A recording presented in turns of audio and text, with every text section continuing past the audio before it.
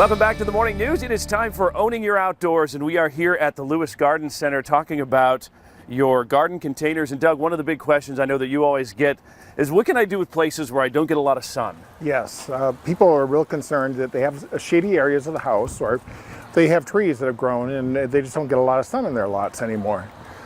People have the idea that they're not going to get a lot of color using items that just need shade, but that's not true. Some of the most colorful flowers in the world are the shade flowers. So what do we start with? You've got a whole bunch of stuff here, and I didn't realize geraniums were could be a shade flower. They adapt very well to shade. I will tell you that geraniums, anything that's in a traditional pot, like our spikes, vinca vine, asparagus fern, all do shade very well. They'll work in the sun and work in the shade also. There's a lot of items that people don't think about using as a thriller for shade, and I thought I'd cover some of them today.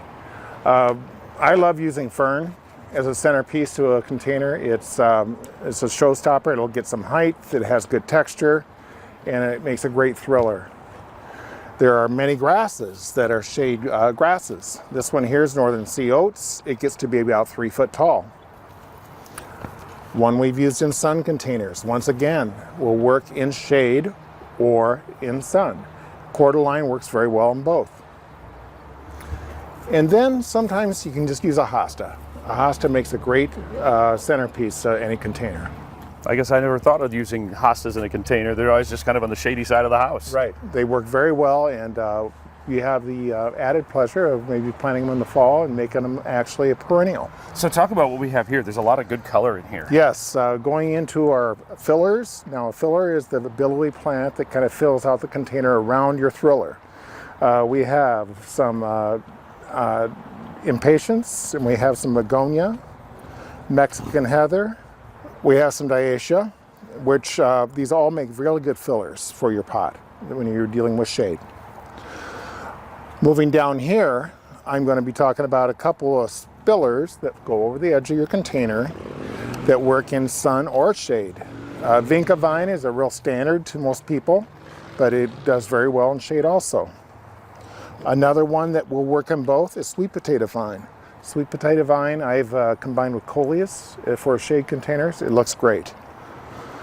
Some new ones we haven't talked about is German ivy. Makes a great spiller. Bacopa in a light lavender color. And Lysmacia down here. This is a great spiller also. So let's put together a container. So we're going to place this in the center of the pot. Now, I should talk, sometimes you can take and put your thriller to the back of the pot also, if you're going to be putting it up against a wall. And it's perfectly fine to do a thriller to the back and then build forward. Okay. So, but today we'll go in the middle with a fern. Why don't we go with these impatiens here? Okay.